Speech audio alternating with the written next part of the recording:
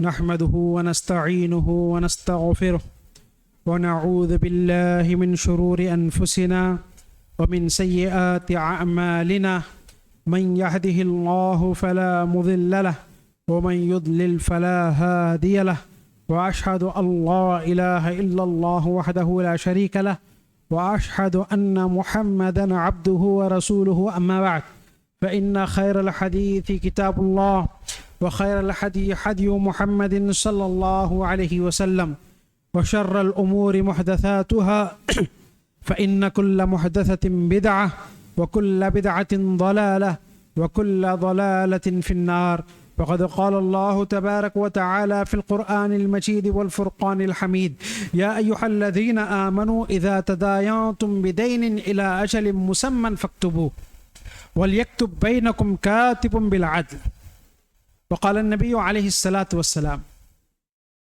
من أخذ أموال الناس يريد أداءها أدى الله عنه ومن أخذ يريد إتلافها أتلفه الله.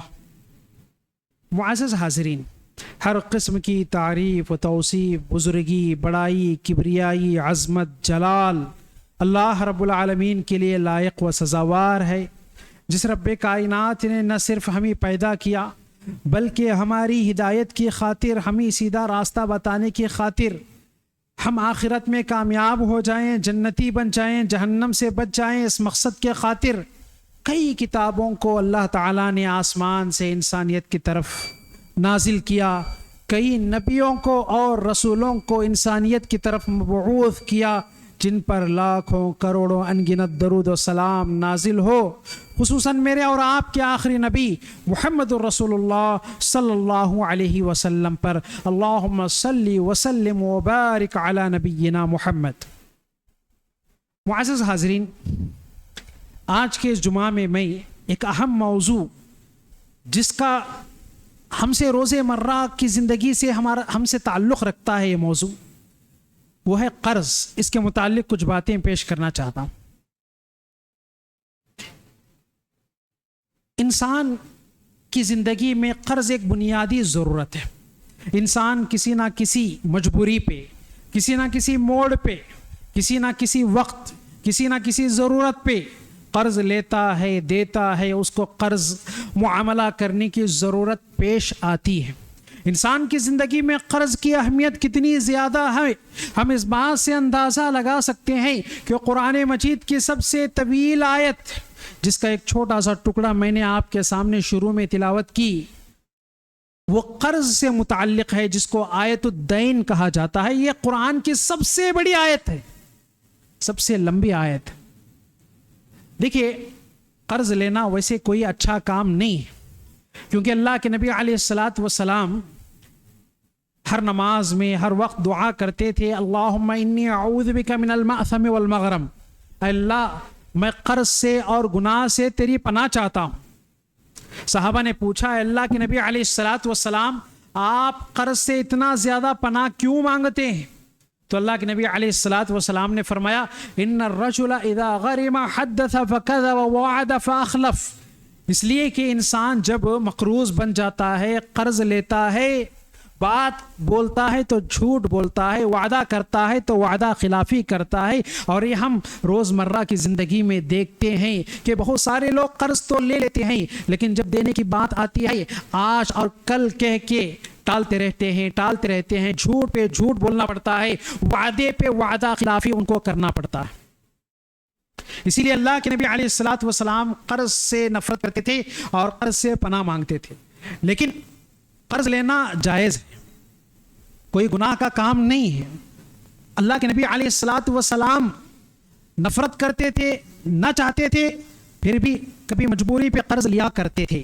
جیسا کہ ایک حدیث ہے، آپ صلی اللہ علیہ وسلم نے جب آپ کی وفات کا وقت تھا تو آپ کو جو جنگی لباس تھا، جنگ میں پہننے کا جو لباس تھا جس کو زرہ کہا جاتا ہے، وہ آپ صلی اللہ علیہ وسلم ایک یہودی کے پاس گروی رکھ کر 30 سا جو اناج قرض میں آپ صلی اللہ علیہ وسلم لیے۔ تو اسے پتہ چلتا ہے کہ قرض لے سکتے ہیں، جائز ہے، لیکن نیت اچھی ہونی چاہیے، ادا کرنے کی نیت ہونی چاہیے، واپس کرنے کی نیت ہونی چاہیے۔ سامنے والے کو دھوکہ دینا، ٹھگنا یا سامنے والے کو پریشان کرنا یہ مقصد نہیں ہونا چاہیے، کیونکہ دیکھیے اللہ کے نبی علیہ الصلوۃ والسلام نے فرمایا من اخذ اموال الناس يريد اداءها ادى الله عنه ومن اخذ يريد اتلافها اطلفه الله. جو شخص اس نیت سے قرض لیتا ہے کہ وہ اس کو واپس کر دے گا، ادا کر دے گا، تو اللہ تعالیٰ اس کی طرف سے ادا کرتا ہے. یعنی بعض روایتوں میں آتا ہے اللہ تعالیٰ اس کی مدد کرتا ہے، اللہ تعالیٰ اس کے غیبی طور پر ایسے وسائل اور ایسے راستے فراہم کرتا ہے جس کے ذریعے سے وہ آسانی سے قرض ادا کر سکتا ہے.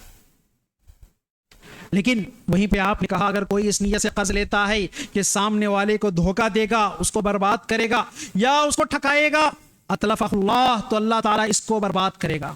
یہی وجہ ہے کہ بعض لوگ یہ معمول بنا لیتے ہیں کہ روز وہ کسی نہ کسی کے پاس قرض لیتے رہتے ہیں اور کبھی واپس نہیں کرتے. آپ ان کو دیکھے ہوں گے وہ زندگی میں کبھی ترقی نہیں کرتے، وہ زندگی میں کبھی آگے نہیں بڑھتے، ہمیشہ ادھر ادھر بھٹکتے پھرتے ہیں، ادھر قرض مانگے ادھر قرض مانگے. یہی ان کی زندگی ہوتی ہے، ان کی زندگی سے اللہ تعالیٰ برکت ختم کر دیتا ہے. اس لیے جب ہم کسی سے قرض لیں تو واپس دینے کی نیت سے لیں، انشاءاللہ اللہ راستے فراہم کرے گا، انشاءاللہ اللہ تعالیٰ آسانیاں ہمارے لیے پیدا کرے گا. دیکھیں بنی اسرائیل کے اندر دو دوست رہا کرتے تھے. صحیح بخاری کی روایت ہے، اللہ کے نبی علیہ الصلوۃ والسلام نے یہ واقعہ بتایا. فرماتے ہیں آپ صلی اللہ علیہ وسلم کہ بنی اسرائیل میں دو دوست رہا کرتے تھے، دونوں بہت خاص دوست تھے. ان میں سے ایک دوست کو ایک مرتبہ سفر پہ جانے کی ضرورت پیش آئی اور 1000 دینار یہ سونے کا سکہ ہوا کرتا تھا، سونے کا کائن. 1000 دینار قرض کی ضرورت پیش آتی ہے تو وہ اپنے دوسرے ساتھی کے پاس جاتا ہے، کہتا ہے کہ مجھے 1000 دینار قرض چاہیے. تو وہ ساتھی کہتا ہے کہ کوئی گواہ لاؤ میں تم کو دوں گا. تو یہ شخص کہتا ہے میں اللہ کو گواہ بنا کے تم سے قرض مانگتا ہوں. تو وہ شخص کہتا ہے کوئی کفیل اور کوئی ضمانت اور شیورٹی تو لاؤ. تو یہ کہتا ہے میں اللہ کو کفیل اور اللہ کو شیورٹی بنا کر میں تم سے قرض مانگتا ہوں. تو وہ شخص راضی ہو جاتا ہے اور اس شخص کو 1000 دینار قرض دے دیتا ہے. اور وہ شخص قرض لے کر اپنی ضرورت پورا کرنے کے لیے جاتا ہے، اپنا کام ہو جاتا ہے اور وقت پہ واپس ادا کرنے کی نیت سے نکلتا ہے. لیکن جب دریا کے کنارے پہنچتا ہے تو کیا دیکھتا ہے کہ دور دور تک کوئی کشتی نظر نہیں آ رہی ہے، دور دور تک کوئی سواری نہیں ہے. اب وہ پریشان ہوتا ہے کہ کیا کرے. بہت دیر کے بعد وہ جب ہار جاتا ہے تو بارگاہ خداوندی میں اللہ کے بارگاہ میں اپنے ہاتھوں کو اٹھا کر دعا کرتا ہے اور کہتا ہے اللہ مجھے قرض کی ضرورت پیش تھی تو میرے ساتھی نے میری مدد کی، آج میں وقت پہ اس کا قرض لوٹانے کے لیے نکلنا چاہتا ہوں لیکن تو جانتا ہے کہ مجھے سواری نہیں ملی. اللہ اس نے گواہ مانگا تو میں نے تجھے گواہ میں پیش کیا، اس نے ضمانت مانگی تو میں نے تجھے ضمانت میں پیش کیا. تو وہ راضی ہو گیا اور مجھے قرض دے دیا. یہ کہہ کر دعا مانگ کر ایک لکڑی لے لیتا ہے، اس میں سوراخ کرتا ہے اور سوراخ کر کے ایک چٹھی اور اس کے ساتھ ایک تھیلی میں 1000 دینار رکھ کر دریا میں چھوڑ دیتا ہے. ادھر وہ دوسرا ساتھی انتظار کرتے رہتا ہے دریا کے کنارے کہ میرا دوست آئے گا اور وقت پہ قرض لوٹائے گا. لیکن کیا دیکھتا ہے دور دور تک کوئی کشتی نہیں. لیکن اچانک دیکھتا ہے کہ ایک لکڑی اس کی طرف آ رہی ہے اور اس لکڑی کو لے لیتا ہے اس نیت سے کہ گھر میں چولہا جلانے کے کام آئے گا. جب اس کو کھولتا ہے تو کیا دیکھتا ہے اس میں اس کے ساتھی کی طرف سے چٹھی رکھی ہوئی ہے اور 1000 دینار تھیلی میں رکھے ہوئے ہیں اور اس کو لے کر خوشی خوشی گھر کو چلا جاتا ہے. اور وہ ساتھی جو پیسہ رکھا تھا وہ کچھ دنوں کے بعد سواری ملنے کے بعد واپس آتا ہے اور اپنے ساتھی سے کہتا ہے کہ میں نے دراصل پہلے ہی آنا چاہا لیکن مجھے سواری نہیں ملی، آج مجھے سواری ملی تو میں آیا، یہ تمہارا قرض میں واپس دینا چاہتا ہوں. تو وہ ساتھی کہتا ہے کہ آپ نے جو لکڑی میں پیسے رکھ کر دینار رکھ کر بھیجے تھے وہ مجھے پہنچ گئے، اللہ تعالیٰ نے اس کو مجھ تک پہنچا دیا. تو اس واقعے سے یہ معلوم ہوتا ہے کہ اگر ہماری نیت اچھی ہو، اگر ہم دینے کی نیت سے قرض لیں تو اللہ تعالیٰ ہمارے لیے راستے آسان کر دیتا ہے، اللہ تعالیٰ ہمارے لیے آسانیاں پیدا کرتا ہے. معزز حاضرین، آج کے اس زمانے میں ہم دیکھتے ہیں کہ لوگ قرض دینے کو بہت پیچھے ہٹتے ہیں یا قرض دینے سے بہت تکلیف محسوس کرتے ہیں. آپ جاؤ کسی کے پاس بھی جاؤ، جلدی قرض کوئی دینے والا نہیں. کیوں؟ اس کی 2 وجہ ہیں. پہلی وجہ یہ ہے کہ آج لوگوں میں مفاد پرستی اور مطلب پرستی بہت زیادہ آ گئی ہے. ہر انسان یہی چاہتا ہے کہ اس پیسوں سے میں ترقی کر سکتا ہوں، کچھ زمین خرید سکتا ہوں، کوئی گھر خرید سکتا ہوں یا کہیں انویسٹ کر سکتا ہوں، مجھے پروفٹ ملے گا، فائدہ ملے گا. اس کو دے کے کیا ملے گا؟ ایک دوسری وجہ یہ ہو سکتی ہے کہ جو شخص قرض لیتا ہے وہ وقت پہ ادا نہیں کرتا، وہ ٹھکاتے رہتا ہے، وقت پہ نہیں دیتا. نوبت یہاں تک آ جاتی ہے کہ قرض سے پہلے وہ اس کے پیچھے پڑتا ہے اور قرض دینے کے بعد دینے والے کو اس کے پیچھے پڑنا پڑتا ہے. تو یہ دو وجوہات ہیں جس کی وجہ سے آج لوگ قرض دینے سے بہت دور ہیں اور قرض دینے سے پیچھے ہٹتے. لیکن دیکھیے قرض دینے کی فضیلت کتنی زیادہ ہے. اللہ کے نبی علیہ الصلوۃ والسلام نے حدیث کے اندر فرمایا من نفس عن مسلم کربۃ من کرب الدنیا نفس اللہ عنہ کربۃ من کرب یوم القیامہ ومن یسر علی معسر یسر اللہ علیہ فی الدنیا والآخرہ. اگر کوئی دنیا میں کسی مسلمان کی مصیبت کو دور کرتا ہے تو اللہ تعالیٰ آخرت کی اس کی مصیبت کو دور کرتا ہے. اگر کوئی تنگ دست اس کے پاس آتا ہے اور اس شخص اس کے لیے آسانی کرتا ہے, اس کی ضرورت کو پوری کرتا ہے, اس کے لیے آسانی پیدا کرتا ہے, تو اللہ تعالیٰ دنیا میں بھی اور آخرت میں بھی اس شخص کے لیے آسانی پیدا کرتا ہے. اور آخر میں آپ صلی اللہ علیہ وسلم نے فرمایا جب تک بندہ مسلمان کی مدد کرتے رہتا ہے اس وقت اللہ تعالیٰ اس کی مدد کرتے رہتا ہے. اگر ہم چاہتے ہیں کہ اللہ ہماری مصیبتوں کو دور کرے, ہماری پریشانیوں کو دور کرے, ہماری ضرورتوں پہ اللہ تعالیٰ ہمارا سہارا بنے, ہماری مدد کرے, تو ہم بھی دوسروں کا سہارا بنے, دوسروں کی مدد کریں, دوسروں کا تعاون کریں, اور ضرورت پہ کوئی قرض مانگے تو دیں. اور اس کی فضیلت دیکھو, آپ صلی اللہ علیہ وسلم فرماتے ہیں ما من مسلم یقرض مسلما قرضا مرتين الا كان كصدقتها مرة. اگر کوئی مسلمان اپنے مسلمان بھائی کو 2 مرتبہ قرض دیتا ہے تو اتنی رقم 1 مرتبہ صدقہ کرنے کا اللہ ثواب عطا کرتا ہے. مثال کے طور پر کوئی شخص آپ کے پاس آیا, 10,000 روپے قرض مانگا, آپ دے دیے. دوبارہ پھر اس نے آپ سے 10,000 روپے قرض مانگا, آپ نے دے دیا. تو 2 مرتبہ اگر کوئی 10,000 قرض دیتا ہے تو 10,000 صدقہ کرنے کا اللہ رب العالمین اس کو ثواب عطا کرتا ہے. کتنا اچھا انعام ہے. دیکھو, ایک تو ہمارے پیسے بھی واپس مل جائیں گے اور دوسرا ثواب, صدقہ کرنے کا ثواب بھی اللہ تعالیٰ عطا فرمائے گا. اسود بن یزید النقی ایک بہت مشہور تابعی تھے. وہ ایک تاجر سے ہمیشہ قرض لیا کرتے تھے. ایک مرتبہ وہ قرض لیے اور وقت پہ ادا کرنے کے لیے پہنچے اور ان سے گزارش کرتے ہیں کہ اگر آپ مجھے کچھ دن اور مہلت دے دے تو اچھا ہوگا, کیونکہ مجھے کچھ ضرورت ہے, اس لیے اگر میں واپس لے لوں اور کچھ دنوں کے بعد آپ کو دے دوں یہ میرے لیے آسانی ہوگی. تو تاجر کہتا ہے کہ میں راضی نہیں ہوتا, میرا پیسہ مجھے ابھی چاہیے. تو وہ فوراً وہ پیسے دے دیتے ہیں. لیکن جیسے ہی وہ تاجر پیسہ لیتا ہے اور فوراً وہ پیسے واپس کر دیتا ہے اور کہتا ہے کہ میں نے دراصل اس لیے ایسا کیا کہ میں نے اللہ کے نبی علیہ الصلوۃ والسلام کی حدیث سنی کہ کسی کو 2 مرتبہ قرض دیتے ہیں اتنا رقم 1 مرتبہ صدقہ کرنے کا اللہ ثواب عطا کرتا ہے. اور ایک حدیث ہے, آپ صلی اللہ علیہ وسلم نے فرمایا من منح منیحۃ لبن او ورق او احدى زقاقا.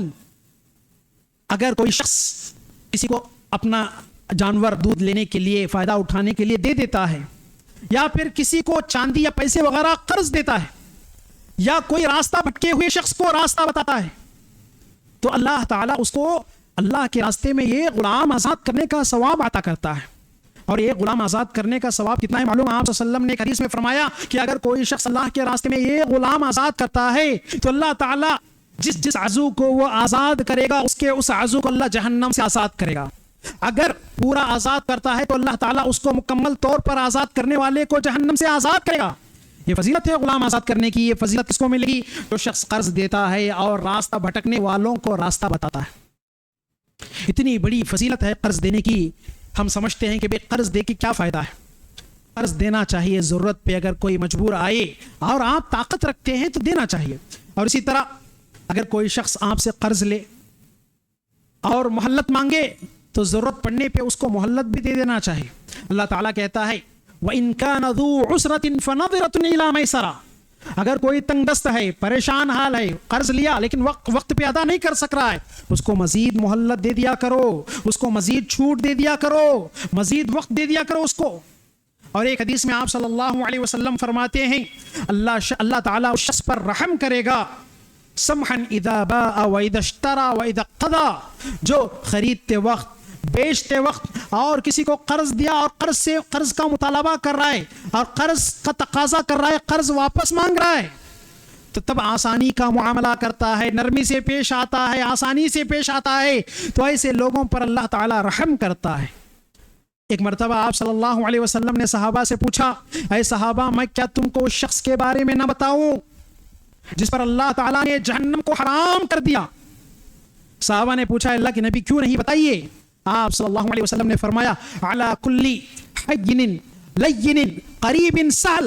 ہر وہ شخص جو نرم ہوتا ہے اور لوگوں کے ساتھ نرمی کا معاملہ کرتا ہے, آسانی کا معاملہ کرتا ہے, تجارت میں ہو یا قرض کے معاملے میں ہو, لین دین میں ہو, کسی بھی معاملے میں ہو, اگر لوگوں کے ساتھ حسن سلوک سے پیش آتا ہے اور آسانی سے نرمی سے قرض کا تقاضا کرتا ہے تو اللہ تعالیٰ ایسے شخص پر جہنم کو حرام کر دیا. اور تیسرا سٹیپ یہ بنتا ہے کہ اگر کوئی شخص آپ سے قرض لیا, بہت زیادہ مجبوری ہے, آپ طاقت رکھتے ہیں, آپ مستطیع ہیں, آپ کو اللہ نے دیا ہے, تو آپ اس کو معاف بھی کر دیا کریں. اللہ نے فرمایا وَأَن تَصَدَّقُوا خَيْرٌ لَكُمْ إِن كُنتُمْ تَعْلَمُونَ, اگر آپ قرض کو بطور صدقہ سمجھ کے معاف کر دو یہ تمہارے لیے بہتر ہے اگر تم جانتے ہو. تو اللہ تعالیٰ نے یہاں پر قرض معاف کرنے کا بھی حکم دیا. اللہ کے نبی علیہ الصلوۃ والسلام نے فرمایا کہ اگر کوئی شخص کسی کو آسانی فراہم کرتا ہے, قرض میں چھوٹ دیتا ہے, مہلت دیتا ہے, یا اگر کوئی شخص کسی کو معاف کر دیتا ہے تو اللہ تعالیٰ کل قیامت کے دن اپنے سائے کے نیچے اس کو سایہ دے گا. قیامت کی گرمی میں اپنے سائے کے نیچے اللہ تعالیٰ اس کو سایہ دے گا. قیامت کے دن ایک شخص کو بلایا جائے گا, وہ شخص بہت بڑا مالدار ہوگا. اس شخص سے اللہ تعالیٰ پوچھے گا کہ تو نے دنیا میں کیا عمل کیا؟ وہ شخص کہے گا اللہ مجھے بہت زیادہ عمل تو یاد نہیں ہے. اللہ تعالیٰ اس کو مزید سوچنے کا وقت دے گا. تو وہ شخص سوچنے کے بعد ایک عمل بتائے گا, کہے گا اللہ ایک عمل مجھے یاد ہے جس کو میں دنیا میں کرتا تھا کہ میں دراصل تاجر تھا, لوگوں کے ساتھ تجارت کیا کرتا تھا, بہت سارے لوگ قرض سامان مجھ سے لیا کرتے تھے. اگر کوئی مستطیع شخص آتا تو میں اس کو کچھ چھوٹ دے دیا کرتا تھا, کچھ مزید وقت کی چھوٹ دیتا تھا. اگر کوئی تنگ دست آتا, مصیبت زدہ آتا اور قرض ادا نہ کر سکتا تو میں اس کے قرض کو معاف کر دیتا تھا. تو اللہ رب العالمین کہے گا اگر یہ بندہ, یہ میرا بندہ اگر کسی کو معاف کرنے کی طاقت رکھتا ہے یا معاف کر سکتا ہے تو معاف کرنے کا حقدار تو میں اس سے زیادہ ہوں, لہٰذا آج میں اس بندے کو معاف کرتا ہوں. تو اللہ تعالیٰ اس کو معاف کر دیتا ہے اس عمل کی وجہ سے. اللہ تعالیٰ کو یہ عمل اتنا زیادہ پسند ہے, لہٰذا قرض دیں, وقت پہ چھوٹ دیں اور معاف کریں. اس کا بہت بڑا ثواب ہے, بہت بڑی فضیلت والا یہ کام ہے. اب دیکھیے مضمون کا دوسرا رخ ہم دیکھیں گے کہ اگر کوئی شخص قرض لیتا ہے, یہ نہ سمجھے کہ وہ معاف کرے گا, وہ چھوٹ دے دے گا یا واپس نہیں کرے تو بھی چلے گا, ایسا نہیں ہے. بلکہ ہماری ذمہ داری یہ بنتی ہے کہ جب ہم کسی سے قرض لیں تو وقت پہ ادا کرنے کی کوشش کریں, کیونکہ قرض دینے اور معاف کرنے کی جتنی فضیلت ہے نا, اس سے بھی زیادہ سخت وعید اس شخص کے بارے میں آئی ہے جو قرض لے کے واپس نہیں کرتا.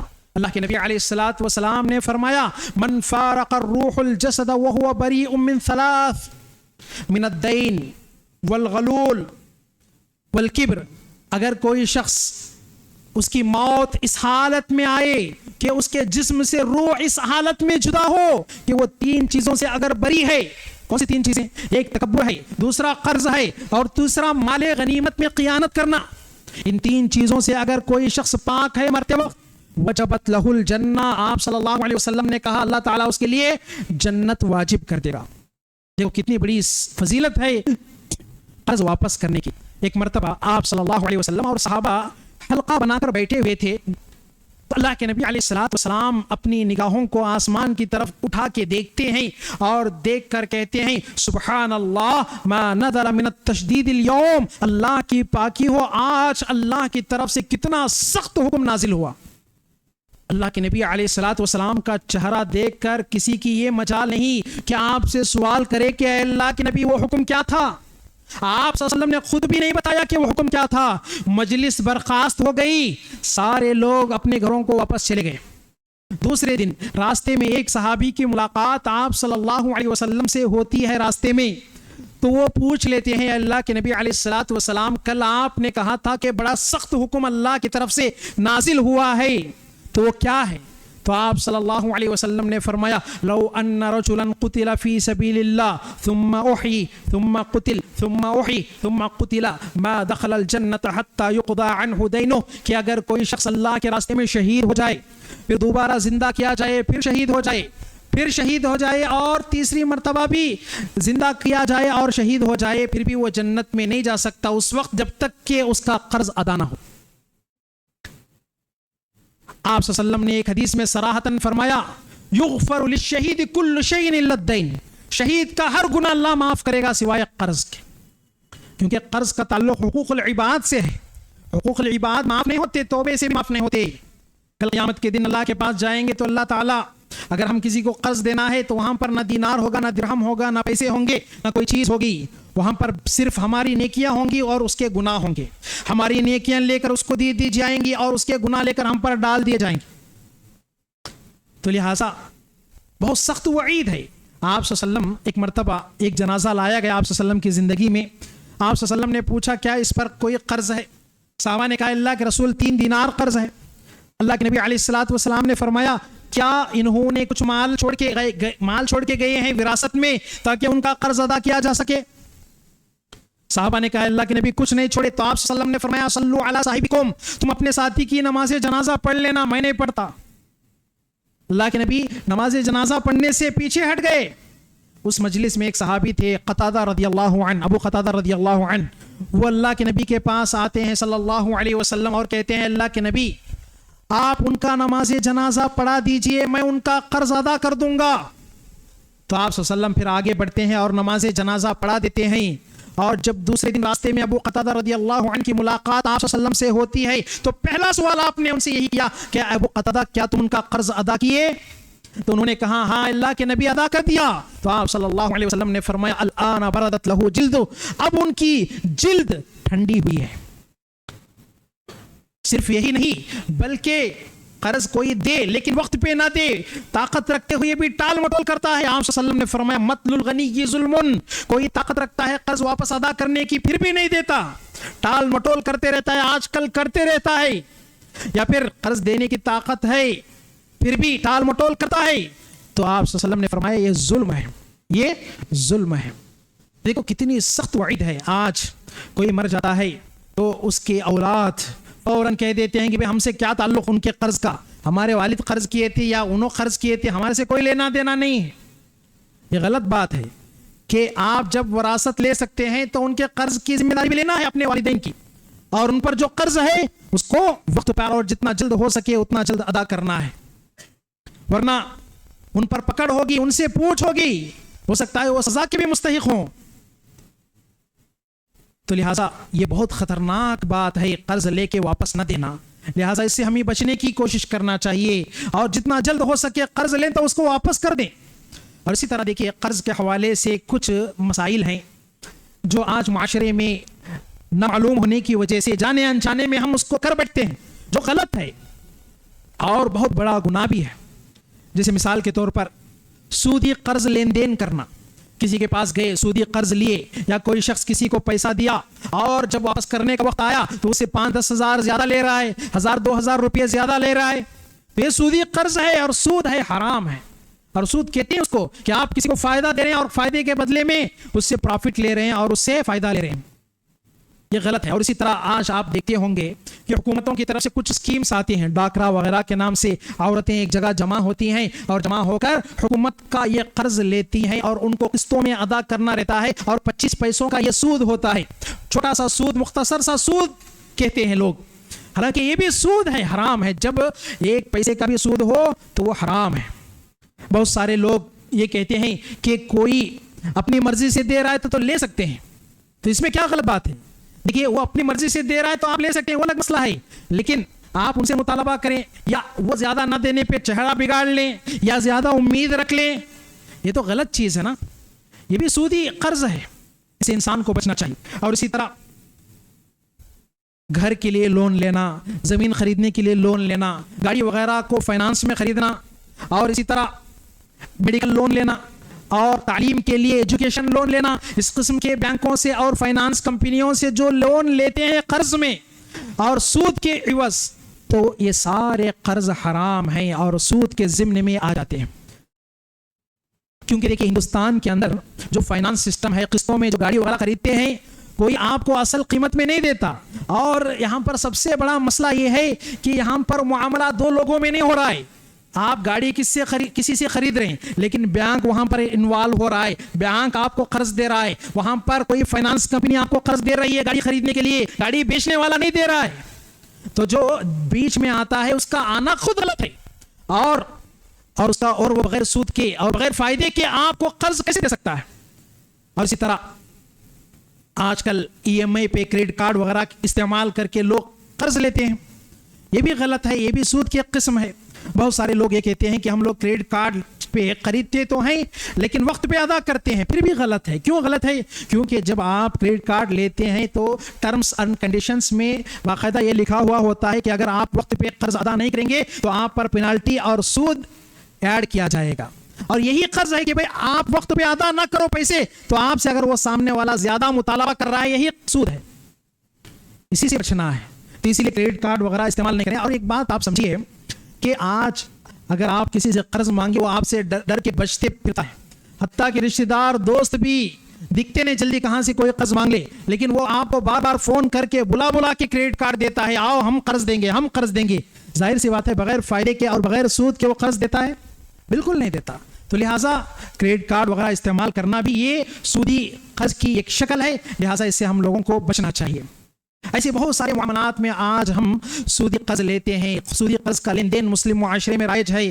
اگر کچھ منع کریں گے تو لوگ کہتے ہیں کہ ماحول کے حساب سے چلنا چاہیے، ماحول کے حساب سے چلنا چاہیے۔ ہمیں ماحول کے حساب سے چلنے کے لیے اللہ نے نہیں پیدا کیا، اللہ تعالیٰ نے ہمیں اسلام کے مطابق چلنے کے لیے پیدا کیا، قرآن و حدیث کے مطابق زندگی گزارنے کے لیے پیدا کیا۔ اور کون سی آپ کی اتنی مجبوری ہے کہ جان چلی جا رہی ہے کہ اگر کریڈٹ کارڈ استعمال نہیں کریں گے؟ کون سی آپ کی اتنی مجبوری ہے کہ آپ بینک سے قرض نہیں لیں گے اور بینک سے آپ فائنانس نہیں لیں گے تو آپ کی جان چلی جائے گی؟ چھوٹی چھوٹی مجبوری پہ چھوٹے چھوٹے بہانے بنا کر، جھوٹے بہانے بنا کر سودی قرض آج مسلمان لیتے ہیں، جو بہت غلط بات ہے، اس سے پرہیز کرنا چاہیے۔ اور اسی طرح معاشرے کے اندر ایک اچھا ماحول پیدا کرنا چاہیے۔ اگر ہو سکے تو بیت المال کا منظم نظام ہونا چاہیے جہاں پر لوگوں کو قرض دیا جا سکے۔ ہر مسجد کے یا ہر جمعیت کے ذریعے سے بیت المال کا اگر نظام ہو جس میں بغیر سود کے قرض دیا جائے تو بہت اچھا رہے گا، بہت بہترین رہے گا۔ اور اللہ کے نبی علیہ الصلوۃ والسلام کے زمانے میں یہی ماحول تھا۔ دیکھیے ایک مرتبہ آپ صلی اللہ علیہ وسلم کے زمانے میں ایک واقعہ پیش آیا۔ دو صحابی تھے، کعب بن مالک اور ابن ابی الحضرت رضی اللہ عنہما، دونوں جھگڑ رہے تھے۔ آپ صلی اللہ علیہ وسلم اپنے حجرے میں تھے، دونوں کے جھگڑنے کی آواز سن کے آپ صلی اللہ علیہ وسلم باہر نکلتے ہیں، اور آپ صلی اللہ علیہ وسلم جیسے ہی باہر آتے ہیں دیکھتے ہیں تو دو صحابی جھگڑ رہے ہیں۔ تو کعب بن مالک رضی اللہ عنہ کہتے ہیں اللہ کے نبی یہ مجھ سے قرض لیے ہیں ابن ابی الحضرت لیکن ادا نہیں کر رہے ہیں، واپس نہیں کر رہے ہیں۔ تو آپ صلی اللہ علیہ وسلم نے کہا یا کعب انزع الشطر، اے کعب ایسا کرو آدھا قرض معاف کر دو۔ تو کعب بن مالک کہتے ہیں اللہ کے نبی کر دیا، ایک بات پہ آپ صلی اللہ علیہ وسلم کے بول دیے کر دیا۔ تو وہ صحابی سے کہتے ہیں آپ صلی اللہ علیہ وسلم اے ابن ابی الحضرت جاؤ اٹھو اور ان کا قرض ادا کرو۔ وہ گئے، فوراً ان کا قرض ادا کی۔ دیکھیں کتنا بہترین ماحول تھا کہ آپ صلی اللہ علیہ وسلم کی ایک بات پر، ایک فرمان پر، ایک حکم پر پورا مسئلہ ٹھنڈا ہو گیا اور پورا مسئلہ حل ہو گیا۔ شیخ عبدالعزیز بن باز رحمہ اللہ جو سعودی عرب کے بہت بڑے مفتی تھے، ان کے بارے میں آتا ہے کہ وہ لوگوں کو قرض دیا کرتے تھے اور اگر وقت پہ وہ لوگ قرض ادا نہ کرتے تو ان کو خط جاتا کہ میں نے تمہارے قرض کو معاف کر دیا۔ ایک مرتبہ انہوں نے ایک شخص کو 7 لاکھ ریال قرض دیتے ہیں، سعودی ریال۔ وہ شخص وقت پہ واپس نہیں کرتا تو شیخ عبدالعزیز بن باز رحمہ اللہ اس کو خط لکھتے ہیں کہ میں نے تم کو تمہارا قرض معاف کر دیا۔ تو کتنے اچھے لوگ تھے۔ ایسا معاشرہ، ایسا ماحول، ایسا بیت المال کا نظام اور ایسا محبت اور الفت کا ماحول مسلمانوں کے اندر آنا چاہیے۔ اور آخری بات کہ اگر کوئی شخص بہت زیادہ قرض کے مسئلے میں پریشان ہے، قرض ادا کرنا چاہتا ہے لیکن پھر بھی اس کی استطاعت میں نہیں ہے، تو 2 دعائیں میں آپ کو سکھاتا ہوں۔ آپ صلی اللہ علیہ وسلم نے یہ 2 دعائیں مقروض کے لیے سکھائی ہیں تاکہ اس کا قرض وقت پہ ادا ہو سکے اور اللہ تعالیٰ اس کے لیے آسانیاں پیدا کر سکے۔ پہلی دعا ہے، آپ صلی اللہ علیہ وسلم نے فرمایا اللہم انی اعوذ بک من الحم والحزن والعجز والکسل والبخل والجبن وذلع الدین وغلبۃ الرجال۔ ایک چھوٹی سی دعا ہے، یہ دعا کثرت سے پڑھنی چاہیے۔ اور دوسری دعا ہے اللہم اکفنی بحلالک عن حرامک واغننی بفضلک عمن سواک۔ چھوٹی چھوٹی 2 دعائیں ہیں، اگر مقروض بار بار ان دعاؤں کو پڑھے، بار بار ان دعاؤں کو اپنی زبان سے ادا کرے تو انشاءاللہ اللہ تعالیٰ آسانیاں پیدا کرے گا اور قرض ادا کرنے کے راستے اللہ تعالیٰ فراہم کرے گا۔ اور آخری بات یاد رکھیں، بغیر ضرورت کے قرض نہیں لینا اور خواہشات پوری کرنے کے واسطے قرض نہیں لینا۔ مجبوری پہ قرض لیا جاتا ہے کیونکہ خواہشات پہ لے لیے، خرچ کر لیے پیسہ بعد میں جب دینے کے وقت آتا ہے تو ہم کو خود پریشان ہونا پڑتا ہے. لہٰذا اس کا خیال رکھیں. اللہ تعالیٰ سے دعا ہے کہ اللہ رب العالمین اپنی زندگی کو اسلام کے مطابق گزارنے, کتاب و سنت کے مطابق گزارنے کی توفیق عطا فرمائے. اللہ رب العالمین ہم تمام کو جنت الفردوس میں جگہ نصیب عطا فرمائے. جہنم کے عذاب سے, عذاب قبر سے اللہ ہماری حفاظت فرمائے. اللہ رب العالمین ہم کو جب تک دنیا میں زندہ رکھے ایمان و اسلام کی حالت میں زندہ رکھے, اور جب ہمارا خاتمہ ہو